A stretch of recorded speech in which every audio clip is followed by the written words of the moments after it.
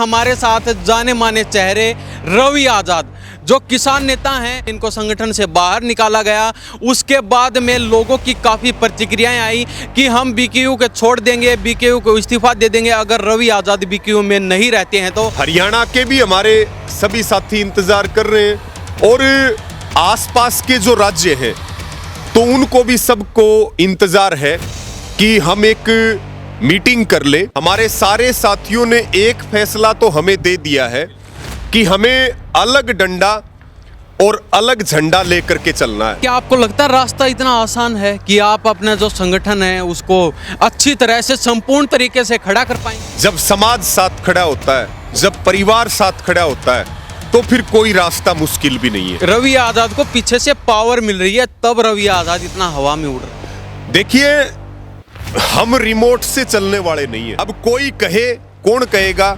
जिनके पेट में दर्द है वो कहेगा। सच्ची बात कहने में मुझे कोई हर्ज और शर्म नहीं है। हम तो खाए बिना रेस कहाँ कहे बिना कद्दे कौन रुका। काफी आरोप लगे कि रवि आजाद बड़ी बड़ी गाड़ियों में घूमता है, बड़ी हवेली बना रखी है, पैसे लेता है, मोटा व्यापार करता है। रवि आजाद को सफाई देने की कोई जरूरत नहीं है। और ऐसे ऐसे मेरे साथी हैं कि मैं उनसे जान भी मांग लूं तो वो जान को भी मना ना करे। क्या गाड़ी, क्या पैसे, क्या सफारी और ये जो फॉर्च्यूनर की बात कर रहे हैं। जैसी जरूरत पड़ेगी, जितनी बड़ी गाड़ी की जरूरत पड़ेगी उतनी बड़ी गाड़ी में घूमेंगे।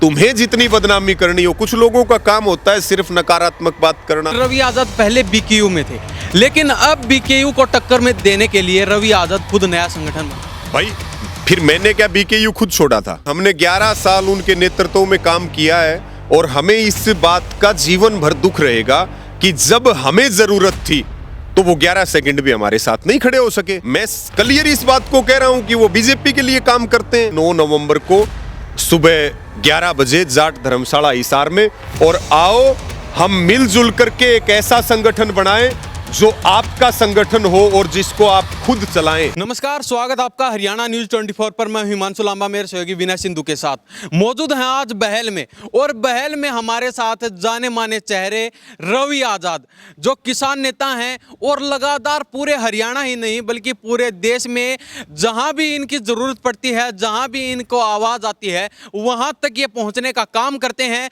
और वहां पर जाकर जो हौसला बुलंद करते हैं उनका एक अलग ही अंदाज है। जाने माने चेहरे हैं, किसी जान पहचान के आज के दिन मोहताज नहीं है। और आज हमारे साथ ये मौजूद हैं, इनसे बारी बारी बातचीत करेंगे क्योंकि बड़ा लंबा प्रकरण चला। मनीषा कांड हुआ, उसके बाद में इनको संगठन से बाहर निकाला गया। उसके बाद में लोगों की काफ़ी प्रतिक्रियाएं आई कि हम बीकेयू को छोड़ देंगे, बीकेयू को इस्तीफा दे देंगे अगर रवि आजाद बीकेयू में नहीं रहते हैं तो। लेकिन रवि आजाद ने जो नंबर प्लेट थी भारतीय किसान यूनियन की वो भी अपनी गाड़ी से उतारने का काम किया। उसके बाद में अब इन्होंने अपनी डेट भी फिक्स कर दी है। 9 नवंबर को हिसार जाट धर्मशाला में बड़ा एक लंबा चौड़ा काफिला पहुंचने वाला है। बड़ी लंबी चौड़ी लोगों की संख्या वहां पर मौजूद होने वाली है और ये संगठन का ऐलान करने वाले हैं। तो इनसे बातचीत करते हैं, आखिर क्या ऐसा बड़ा कारनामा रचने वाले हैं, आखिर ऐसा क्या बड़ा ऐलान करने वाले हैं। लोगों में भी काफ़ी उत्सुकता थी, हमारे पास कॉल आते थे कि आप रवि आजाद से पूछो आखिर ऐसा क्या बड़ा होने वाला है हरियाणा के अंदर। वो सारी बातचीत इनसे करेंगे। जी रवि आजाद जी, स्वागत आपका हरियाणा न्यूज़। जी बहुत धन्यवाद। आपके सभी दर्शकों को नमस्कार, सबको राम राम। तो सबसे पहले तो जानेंगे, डेट फिक्स हो चुकी है जाट धर्मशाला हिसार में 9 नवंबर को, तो क्या बड़ा होने वाला है? देखिए, काफी लंबे समय से इंतजार था और सारे साथियों ने सलाह करके, क्योंकि बीच में हालात ऐसे रहे कि करीब 2 महीने तक तो जो हरियाणा के अलग अलग जिलों से या अलग अलग राज्यों से जो मिलने वाले साथी, किसान, बुजुर्ग, नौजवान, मेरी माताएं बहनें आती रही, लगभग 2 महीने हम उनसे मिलने में व्यस्त रहे। पहले पंजाब में बाढ़ के हालात थे, फिर जल भराव की समस्या हरियाणा में थी, फिर लामड़ी का टाइम आ गया, फिर बिजाई का टाइम आ गया, फिर बीच में ये भाई संदीप लाठर और आईजी पूर्ण कुमार जी का जो आत्महत्या का मामला हुआ। तो सभी साथी इंतजार कर रहे, हरियाणा के भी हमारे सभी साथी इंतजार कर रहे हैं और आसपास के जो राज्य हैं तो उनको भी सबको इंतजार है कि हम एक मीटिंग कर ले और उस मीटिंग में हम अपने सारे प्रमुख साथियों को बुला करके और जो फैसला उन्होंने दिया है, क्योंकि एक फैसला तो स्पष्ट रूप से किसानों ने, हम कहें हरियाणा के नौजवानों ने, हमारे सारे साथियों ने एक फैसला तो हमें दे दिया है कि हमें अलग डंडा और अलग झंडा लेकर के चलना है। यानी कि ये मैंडेट क्लियर जो है वो हमारे सब सहयोगियों ने दे दिया है।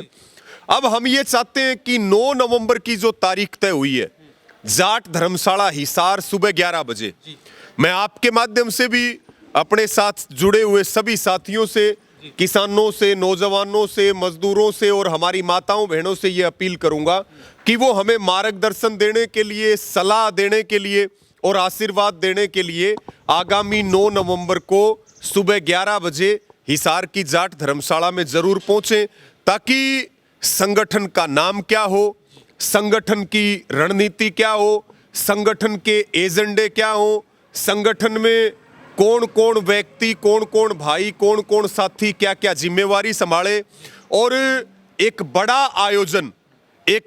आयोजन हरियाणा की ताकत के लिए, देश के किसान मजदूरों की ताकत के लिए वो कब रखा जाए, ये सारी सलाह हम उस मीटिंग में करेंगे। क्योंकि हिमांशु भाई, हमारा ये क्लियर मत है कि हम हैं जनता के लिए और हम हर काम उनकी सलाह से करते हैं। हम वो नेता नहीं है कि अपनी घर में बैठ करके 5 लोगों ने यूनियन बना दी या संगठन बना दी। मेरी कोई औकात नहीं है संगठन बनाने की। संगठन बनाने की औकात किसानों की है, मेरे साथियों की है। वो बनाएं भी गे, वो चलाएं भी गे, और वो जो मेरी जिम्मेवारी लगाएंगे उसको हम बखूबी निभाने का काम करेंगे। और मैं इसलिए भी ज्यादा जनता का आभार प्रकट करता हूं कि आपको पता है, जो मनीषा बहन का आंदोलन था और उसमें जो सरकार ने और भाजपा ने जो षड्यंत्र रचा और एक तरह से हमारी सामाजिक जीवन की हत्या 18 अगस्त की रात को सरकार और भाजपा ने कर दी थी। हमें वापस दुगनी ताकत देने का काम किया या हौसला देने का काम किया या हमें घर नहीं बैठने दिया। ये सारे जो षड्यंत्र का खुलासा और जवाब दिया, ये हरियाणा और देश की जनता ने, हमारे भाइयों ने, हमारे साथियों ने, किसानों ने दिया। तो हम ये चाहते हैं कि हमारा जीवन उनके लिए समर्पित है और हम हर काम उनकी सलाह से करें। उन्होंने आदेश किया अलग संगठन बनाना है, तभी अलग संगठन की बात आई। और किस प्रकार से संगठन काम करे, तो वो सबकी सलाह से, सर्वसम्मति से, सहमति से होगा।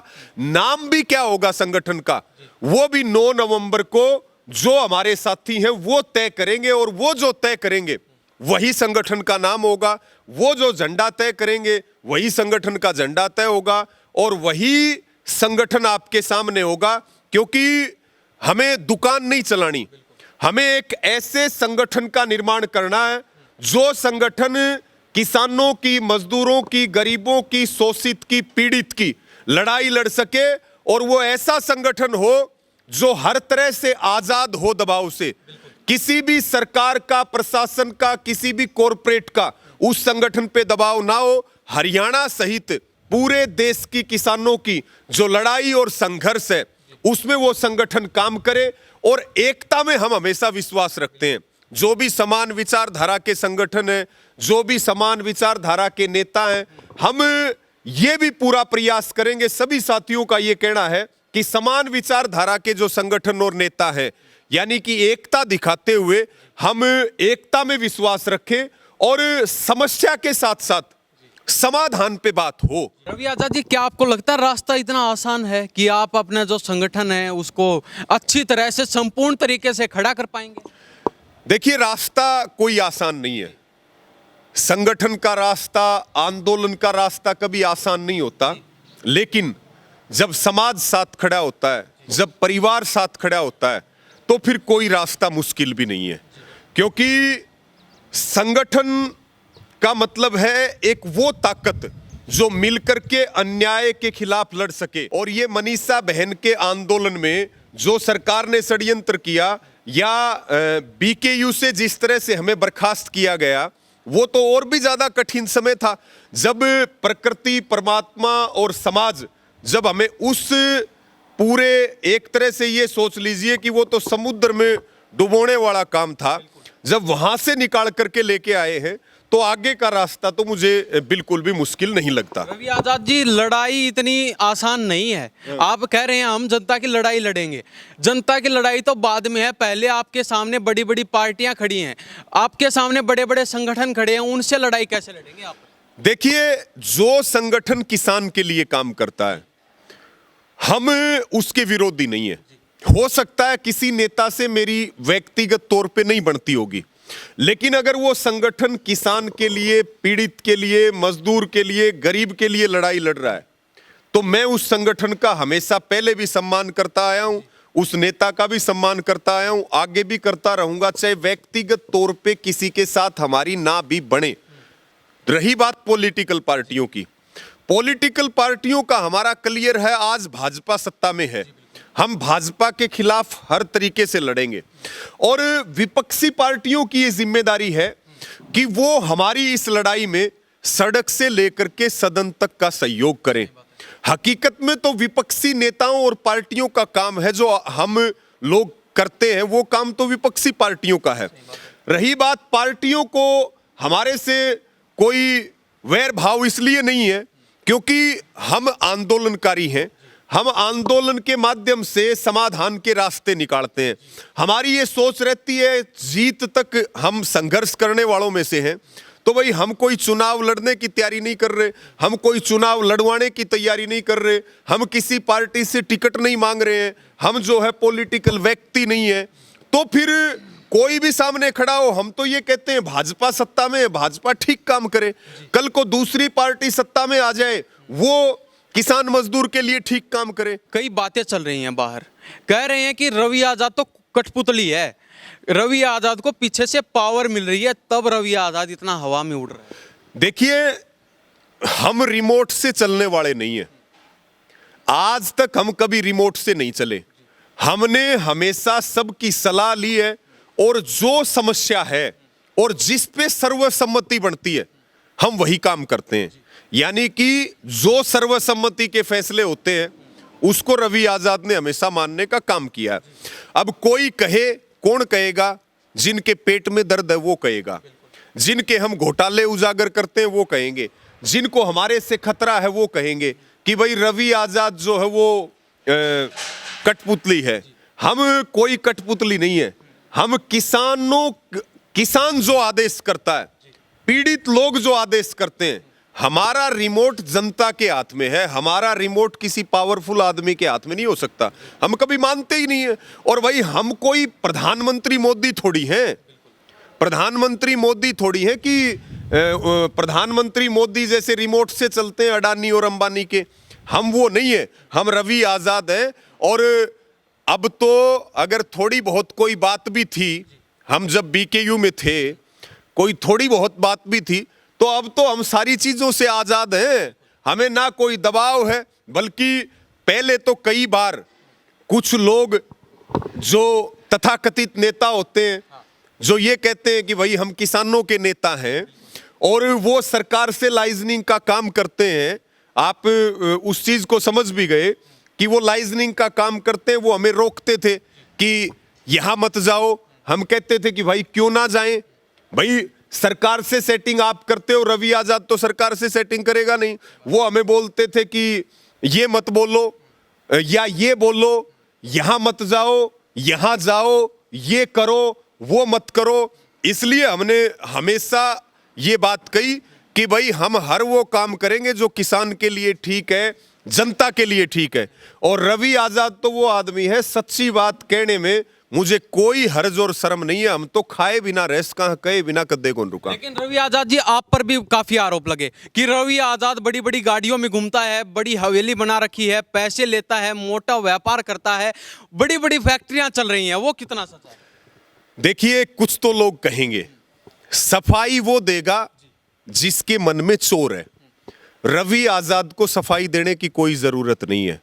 और रही बात, हो सकता है कि मेरे पास पैसा नहीं है, लेकिन मेरे किसानों के पास, मेरे भाईचारे के पास, मेरे भाइयों और साथियों के पास, उनके पास किसी चीज की कमी नहीं है। मुझे एक गाड़ी चाहिएगी तो एक गाड़ी मिलेगी, और 100 गाड़ी चाहिएगी तो 100 गाड़ियां मिलेंगी। और भाई बड़ी गाड़ियों में ये नेता ही घूम सकते हैं क्या? बड़ी गाड़ियों में हम नहीं घूम सकते क्या? और बड़ी गाड़ियों में हम कोई गुलछरे उड़ाने के लिए थोड़ी घूमते हैं, कोई ऐसो आराम के लिए थोड़ी घूमते हैं। हम तो अपने संघर्ष को ताकत देने के लिए संसाधनों का भी प्रयोग करना पड़ेगा, टेक्नोलॉजी का भी प्रयोग करना पड़ेगा।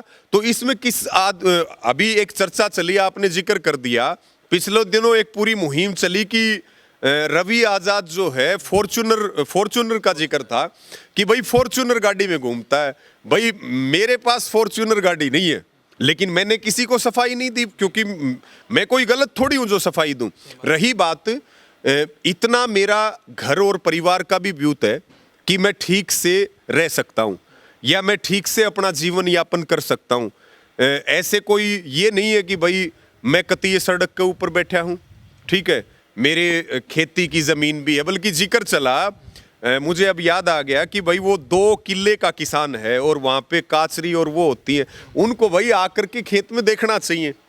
अब वो तो ऐसे बात कर रहे जैसे उन्होंने हमारी गिरदावरी चेक करी हो, ठीक है। जमीन भी है, घर परिवार के काम धंधे भी हैं, थोड़ा बहुत हम अपने आप को ठीक से रख पाएं, ठीक से जीवन यापन कर सकें, अपने जो है 2 पैसे का सहयोग अपने समाज में भी लगा सकें, वो ताकत भी है हमारी, ठीक है।